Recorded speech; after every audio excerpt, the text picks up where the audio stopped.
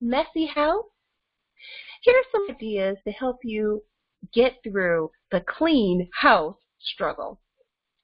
Now, just because we look picture perfect doesn't mean my family is picture perfect. Here are some ideas that helped our family get off the clean house struggle bus.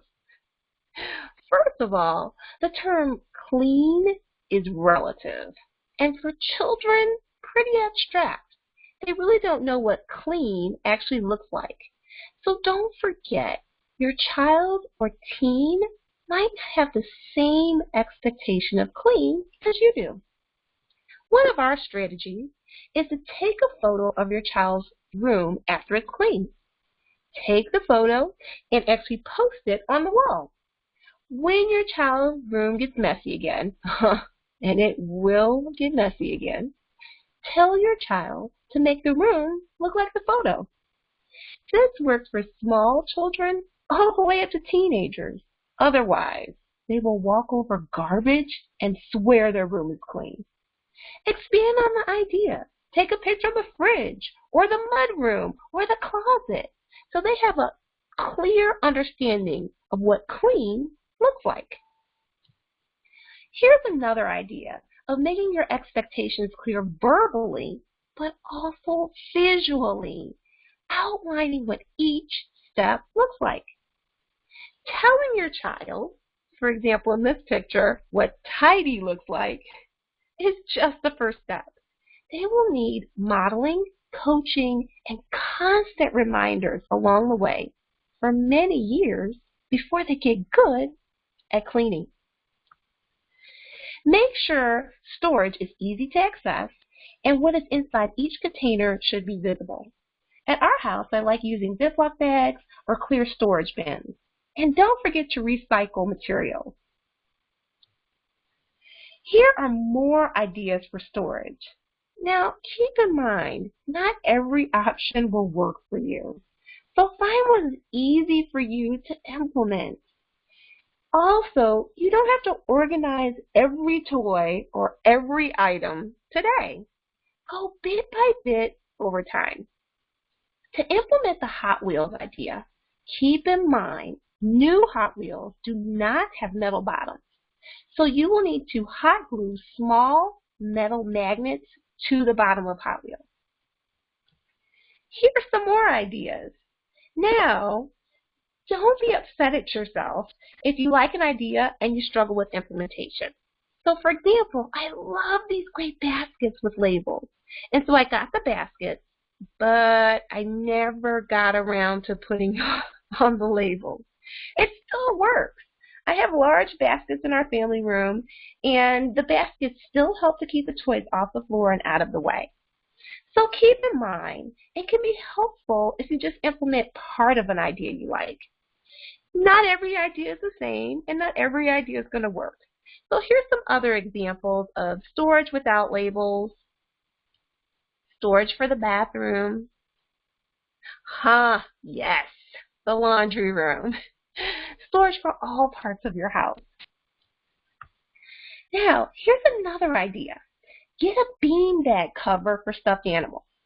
That way, the actual animals are still easy to access, but they're out of the way when you're not using them. And then the child can sit on the beanbag and make it into a cushion. So, it's a great way to be able to, make your storage work for you in many capacities. Here's another idea for those Lego lovers. Dump it in, draw it up, and take it out. Now, if you know that my house can get really messy, oh yeah, think about my car. Until my teens learned to drive, our car would sometimes end up messier than the house. So, I hope some of these storage ideas will give you some help. Still, after all these ideas, the kids won't clean? Here's some more tips. Do it to music. Music gets everybody energized. I don't care what age you are. For young kids, make it a game. Memory. Do you remember where everything goes? Basketball. Score. Put it in the basket. beat the clock, find out what's out of place using these great cleanup helper binoculars that I found. This was a great picture on Pinterest. Give your child a challenge, organized by color or by size. Create a routine. And keep in mind, some of our routines took years to develop. I'm not talking about 1 year. I'm talking about 3 or 4 years. So you're in it for the long haul. Create a routine, stick to your guns, and keep trying. This is a process that develops as your children develop. It'll get easier as they get older. Give each idea a chance. Some ideas work immediately, but others take years to work. So don't think about did the idea work, but did you work the idea? Be persistent, keep trying, and don't give up. Don't add to the chaos. So if your child is screaming and crying because they don't want to clean up, we don't need you screaming and crying because they don't want to clean up. Try to stay calm and try to actually help your child calmly get through the process.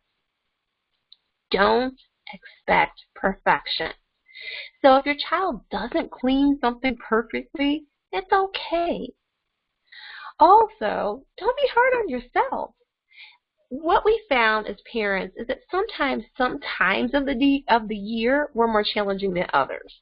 For example, the end of the year is always busy, or the beginning of the year is always busy, or there's times when everybody got sick, or something was going on at that time. So we weren't perfect. Everything wasn't always in place. So I always think most of the time, do the kids clean up? Do you actually have that expectation and reinforce it? Did you like the ideas? Please hit the subscribe button, and please share with friends, other parents, grandparents, or your school. Want more ideas? I love to provide workshops and consultations to schools and parent organizations across the country. So don't hesitate to be my friend or contact me. Thank you.